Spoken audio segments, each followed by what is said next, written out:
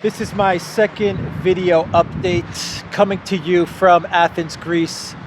I'm sitting here in front of the brand new National Gallery, and it's a nice building in the center of Athens at one of the busiest intersections. That's the Hilton Hotel over there, and that's undergoing some renovation, it seems. And you have the Running Man, famous statue over there. And all the way up there, if you can see, on top of that big hill is a small little church, and that is the highest point in Athens, and it's called Likavitos. And so we did a live stream with Gonzalo Lira and of course the Oracle of London, Alexander Mercouris. And after the live stream, I thought, you know what, let me go out for a walk before it gets dark and maybe grab some food, some takeaway food, take out and go home and get this video up and do a video and then get this video up. So we have some interesting things that we could talk about, that we need to talk about. First, we have the Mark Milley interview on Fox News. So the U.S. General, Joint Chiefs of Staff, General made some interesting comments with regards to Ukraine. I want to talk about the Azov battalion getting a rebranding, which is an interesting story. We could do an update on sanctions real quick, the Russian response to sanctions, the oil embargo and the sixth package that the EU has announced of sanctions against Russia. And we'll finish it off with kind of, is it a clown world? I think the Aiden Aslin story is a clown world. And we'll definitely do a clown world, though, on this Scottish footballer ahead of their match with Ukraine. This former Scottish footballer, actually team captain, in his comments ahead of the World Cup. I believe it's a qualifier between Scotland and Ukraine. So let's get into it. That's enough of my intro. It is a little windy, but I've got my my windshield on my mic on here. So let's talk about the Mark Milley interview that he gave with Fox News, and the very woke general, the head of the Joint Chiefs of Staff, made some very interesting comments, and let me read them out to you. By the way, we have statements coming out of the Biden White House saying that they're not going to provide long-range rockets to Ukraine, or at least the MLRS systems that they are mulling over providing to the Zelensky regime will not have long-range rockets and will not give the Ukraine military the ability to attack Russia from long range. We are not going to send to Ukraine rocket systems that can strike into Russia. This is according to Biden. They're saying that they're afraid of providing Ukraine any weapons that will further escalate the tensions. But I believe the reason is much more simple. I think it's about money and costs. I think that providing long-range systems to Ukraine is just going to come at too much of a cost to the entire project. So that's why they're not doing it. But anyway, let's get to the top U.S. general and his comments with regards to Ukraine. And Mark Milley said in an interview with Fox News, and I quote, "Now you've got a very significant operational fight going on in the Donbass between the Ukrainian and Russian militaries. How that shapes up in the next few weeks will probably, in large part, shape the outcomes of what will happen. According to Milley, the conflict could end up as a grind and go on and on. It could end up a stalemate. It could end up with one side or the other having a decisive victory. It could end up in a peace negotiation." Milley insisted that a negotiated outcome is a logical choice. but both sides have to come to that conclusion on their own. There's always a possibility of escalation, and we have to closely manage the escalation and prevent this from expanding into something much more horrific than it already is. I find this comment so interesting because it's like Milley is coming out and saying, you know, we're totally, you know, out of this this fight. We don't have a, what's that statement? We don't have a dog in this race or something like that. I forgot what the statement is, but it's like the U.S. is this third-party observer. They have nothing to do with this conflict. They're not involved in it. They haven't been providing weapons to anybody. You know, they've taken a complete neutral stance. That is what Milley is sounding like as he is giving this interview. It's like, you know, this can end up in a stalemate. This can end up with one side winning or the other side winning, and you know, we're just kind of observing this and just trying to manage the conflict so that there's no escalation that can further bring in other countries or allies in Europe. That is literally his statement. And come on, Milley, you know exactly what's going on in the Donbass. You know exactly who's winning. You know exactly what's happening. And you know that the Zelensky regime is in complete disarray and is about to suffer a significant defeat in the Donbass. He knows all of this, but he's making it seem like the U.S. is just completely detached from any of this. And, you know, we're just watching on. We're just a third-party observer. Meanwhile, the Biden White House is mulling over what type of MLRS systems and weapons they're going to send to Ukraine in order to further escalate the situation and in order to further create a prolonged insurgency, which is what the stated goal of the Biden White House has been all along. So I just found this interview so it's just so crazy what these guys are saying in U.S. mainstream media. And I wonder if the Fox reporter during this interview gave him some pushback and said, you know, General Milley, you know, those comments are all fair and good, but you're making it sound like you haven't been sending 40 billion, 50 billion worth of weapons to Ukraine all this time. It's just crazy. It is absolutely crazy. Anyway, let's talk about the sanctions and the Russian reaction to these sanctions, and then we'll move on to the Azov story.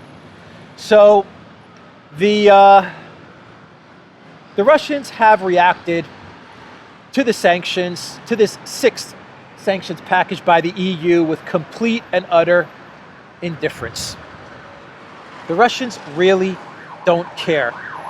With regards to removing Sberbank, which is the largest bank in Russia, the large state bank of Russia, the Russians have said, we really don't care. That is literally the statements that they're giving out.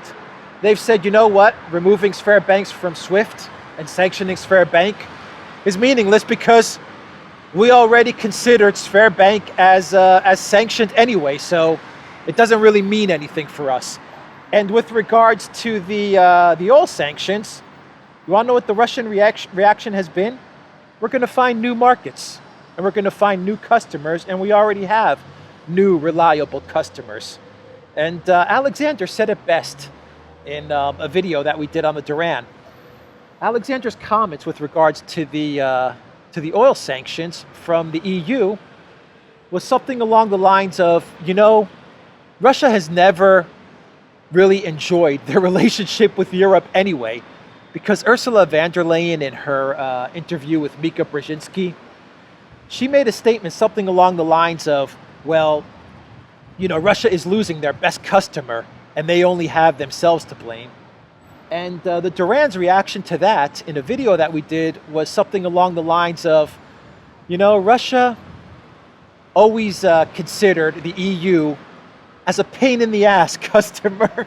And I am sure that there are a lot of people in Russia who are just kind of taking a deep breath and a big sigh of relief, saying, yeah, it's going to sting a little having to lose Europe as a customer eventually, because these sanctions aren't going to take effect for another 8 months. But eventually we're going to lose Europe as a customer. But you know what? Thank God. It's going to sting a little, but thank God, because man, was the EU a pain in the ass. And I shouldn't say Europe, because Russia is doing all kinds of business with the friendly nation of Serbia. I mean, they are signing all kinds of energy contracts, and both sides are very, very happy doing business together. But as far as the EU is concerned, the Russians are like, God, it has been nothing but one big headache after another. Sanctions because of Crimea, sanctions because of Russia's support for Syria and Assad, sanctions now with Ukraine, constant whining from the EU, EU kleptocrats and bureaucrats saying, well, you know, we can't buy oil because you're not part of this energy package and that energy package, and Nord Stream 2 is starting again. Nord Stream 2 is stopping again. Nord Stream 2 is starting again. Nord Stream 2 is stopping again. And I'm sure the Russians are just kind of like, my God, these guys are just a complete disaster. So I think the Russians are very, very happy to do business with China and India and other countries around the world. And they're saying to themselves, you know, this is going to sting some in the short term. But in the medium to long term, what a blessing it's going to be to not deal with this problematic customer. We've all been there. We have all been there. I'm sure everyone has dealt with problematic customers or clients in their day-to-day. And I'm sure everyone has a story where it's kind of along the lines of, you know, I have this client or this customer, they bring me business, but boy, are they a pain in the you-know-what. And when that client or customer leaves you and stops doing business with you, you're kind of like, thank God. Now I can focus my time and attention on good customers and good clients and building new relationships and building stronger relationships with these good clients and customers. And that is exactly what Russia's going to do. They're going to look at a country like India and they're going to say, you know what? India is a country that we have excellent relations with. We get along with them. We have a good history with India. And yeah, they are tough negotiators, absolutely. But you know what? We respect that. And I'm sure they respect the fact that we enjoy negotiating with them. And we're going to build on that relationship. And it's showing, because India continues to increase their oil imports from Russia. So I'm sure that the Russians are saying this is so much more prosperous dealing with a country like India than having to deal with the EU. And come September, October, Russia's just going to tell the EU, you know what? Rubles for oil. So you guys are saying that you're going to drop us in September? Well, we're telling you, whatever. Pay for your oil until then in rubles. And that is exactly what's going to happen in September or October. So that is the update with Russia's initial response to the sanctions from the EU, the incoming sixth package of sanctions from the EU. And now let's talk about Azov battalion and their rebranding. So the Azov, the NAZIs of the Azov battalion, they have decided to rebrand themselves and to remove that dreadful patch that they have on their uniforms and to replace it with the Ukraine Trident. I'm sure everyone knows what I'm talking about with the NAZI patch, and now the Ukraine Trident patch is going to be their new insignia.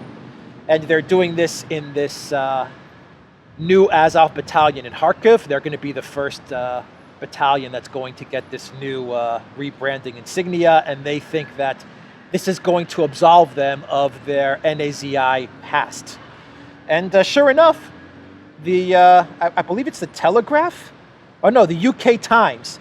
The UK Times is running a cover for the Azov NAZIs, and they're trying to gaslight UK citizens and the entire world with a narrative of something along the lines of, well, now that the Azov guys are changing their logo, which is what it is, they're changing their logo to this Trident patch. You see, they're not NAZIs anymore. That is literally what the UK Times is trying to say. And let me read you some of this article from Zero Hedge. And I'm going to put a link to this article because they have a lot of photos with regards to this new branding, and I'm not going to put them on this video. I won't put the photos up. But one of the most interesting comments from this Zero Hedge article is something along the lines of, well, okay, so they're going to remove this, what's it called, a wolf's angel, or whatever this SS insignia is. They're going to remove that with a trident patch. That's fine, but what are they going to do about all the NAZI tattoos that these Azov guys have? You know, all this body art, if you can call it art.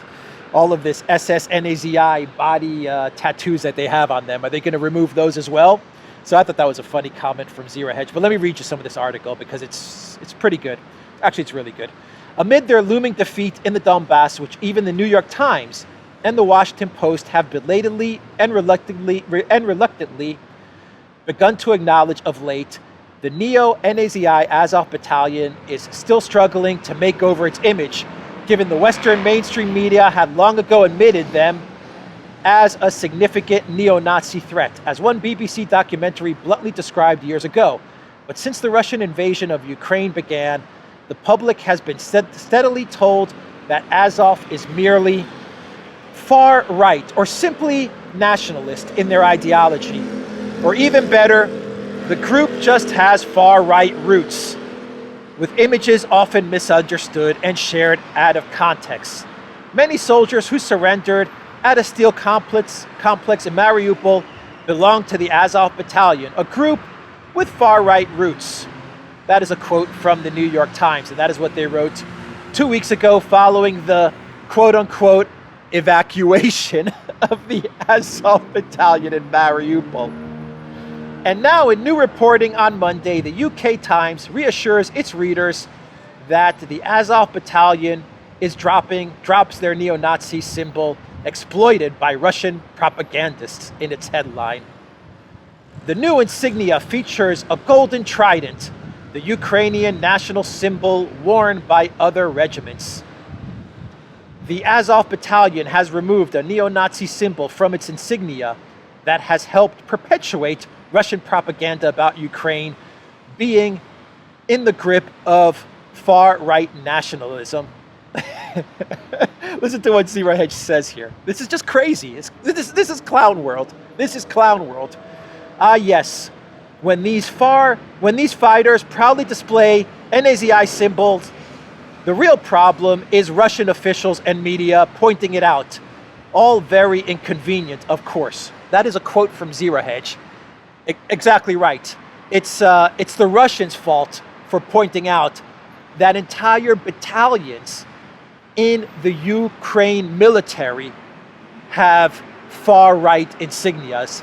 Blame it on the Russians for pointing this out. At the unveiling of a new Special Forces unit in Kharkov, patches handed to soldiers did not feature the wolf's angel, a medieval German symbol that was adopted by the NAZIs and which has been used by the battalion since 2014. I'm going to put a link to this article. It makes some great points, and I absolutely agree. So the Russians are at fault for pointing out that the Ukraine military, they use a wolf's angel as their logo, as their insignia, and they've been doing this for 8 years. Preceded Zelensky, it preceded this narrative of they're just a far-right group. They have been using this insignia since the very get-go, since the Maidan, since they were formed after the Maidan. And yes, it was these NAZI Azov guys that killed and murdered 15,000 Russian speaker Ukraine citizens in the Donbass. It was these guys. They were murdering people in the Donbass with these NAZI insignias on their uniforms. And now we have to forget all of that because they changed their logo. 2-3 years ago, correct me if I'm wrong in the comments, but I believe even the US government, even the Congress or the State Department, they labeled them as a terrorist group. Correct me if I'm wrong. I believe even the ADL labeled them as a terrorist group. As a matter of fact, as I was reading this article, I think the only country that continues to report on these NAZIs, and good for them, is Israel. The Israeli media, they're the only media that continues to call out the NAZIs outside of the rest of the world media, outside of the collective West. Let's say, if you're looking at the collective West or countries that may be allied with the collective West, it's only Israel that is pointing out that these guys are NAZIs. For example, the Haaretz. They previously published photos featuring an array of Azov NAZI symbols, including those of the Waffen SS. The rest of the collective West, to their shame,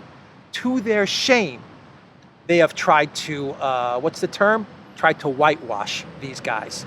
And they're calling them far right, or their insignia has been taken out of context. And this comes from a collective West mainstream media that has been lecturing us about the evils of the far right for the last 5 years. So, what a joke the UK Times has become. Man, the UK media, they've got serious problems, like big time psychological mental issues. Anyway, let's discuss Aiden Aslin, this UK prisoner of what is a UK citizen, has been captured by the DPR, by the Donbass, the Donetsk militia, and he is a prisoner of war. But I think they're categorizing him as a mercenary, I believe, as a foreign fighter. I'm not sure about that, but once again, in the comments, correct me if I'm wrong. I do believe that the DPR, they are categorizing him as a foreign mercenary, foreign fighter, and that's not good for Mr. Aslin. But the interesting part about this story, and why it's kind of like a clown world, is because that Mr. Aslin, he has, and I hope I'm pronouncing his name correctly, he has a YouTube channel. He has a YouTube channel. So he's a prisoner of war, and he's put up 2 YouTube videos. And actually the bio, when you go to his YouTube channel, this is the bio. Quote, "The channel was created with the assistance of my lawyer. You have a golden opportunity to talk to a British citizen held in detention. Any questions? Use this email." And it's a Gmail address. Subscribe, press the bell, and share this videos. All kinds of spelling errors here. my God, that is the quote from his bio on his YouTube channel. So my question is, and let's go for a walk. What do you guys say as we talk about this?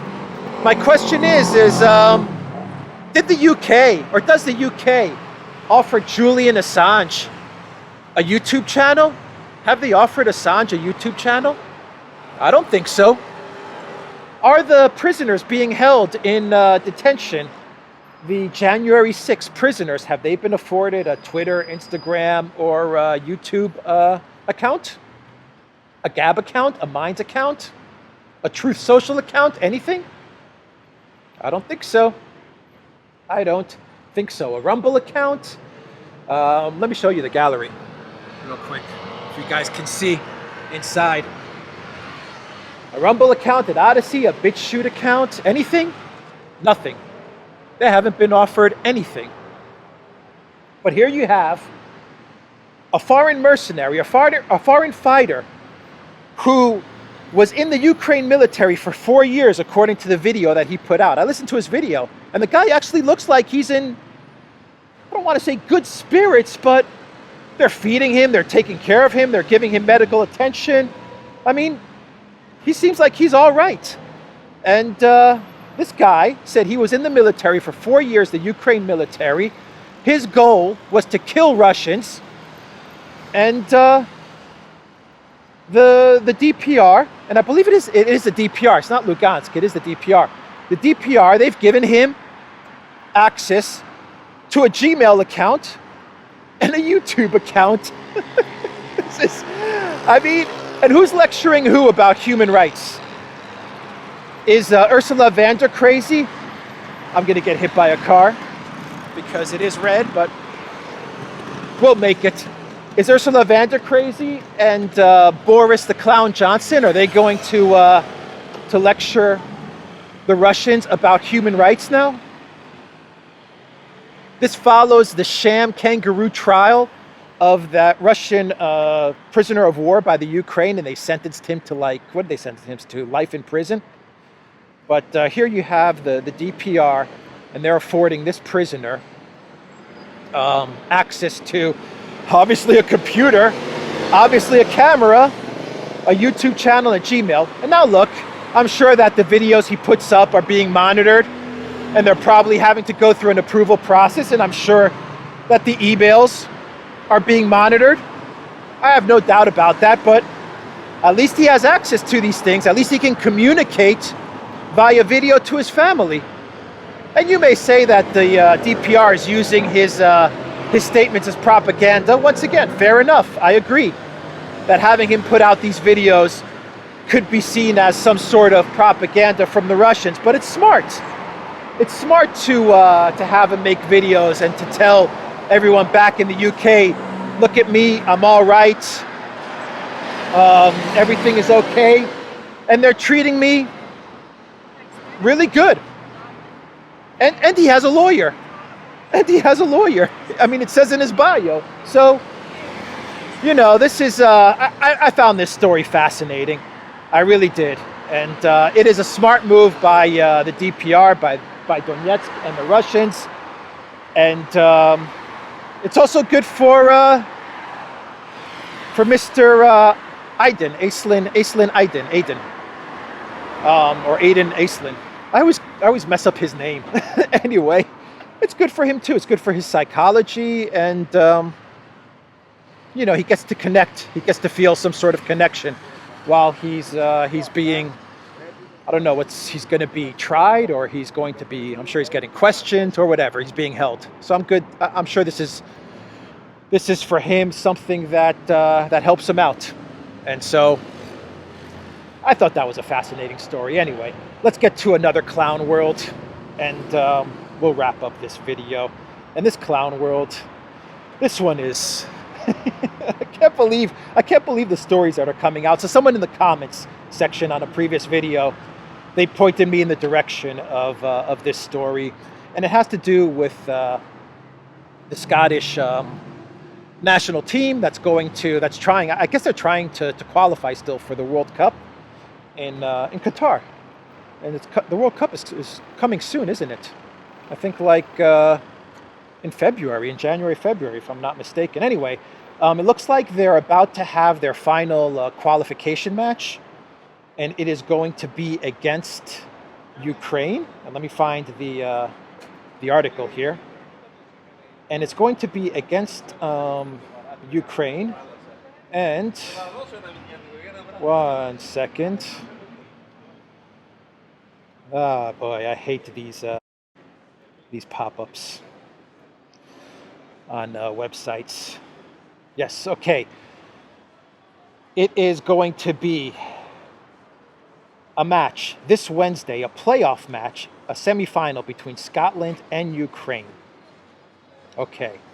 And the title of this article reads, former Scotland captain Graham Souness wants Ukraine to beat his country and to win the World Cup. Oh my God. Former Scotland midfielder Graham Souness has made a sensational admission that he wants Ukraine to win the World Cup. The ex-Scottish international captain wants Ukraine to win the tournament in order to send a message that the invasion of the country by Russia is hated across the world. Speaking ahead of Wednesday's playoff semifinal between Scotland and Ukraine, the 69-year-old said, quote, "I don't just want Ukraine to qualify, I want them to win it. How far do you have to bury your head in the sand not to realize the situation the world's in? Will it be when someone presses the button on a nuclear weapon?" This is so crazy, man. My emotions when I think about it deeply are that it's important that football send a message that Russia's behavior is unacceptable. The world has to unite to tell them.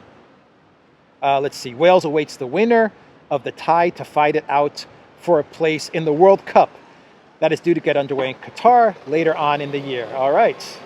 So Hamish Husband, the spokesman for the West of Scotland Tartan Army, was not happy with Souness's comments. He said, "I understand his predicament, but it's disappointing to hear a former captain back another team against his country."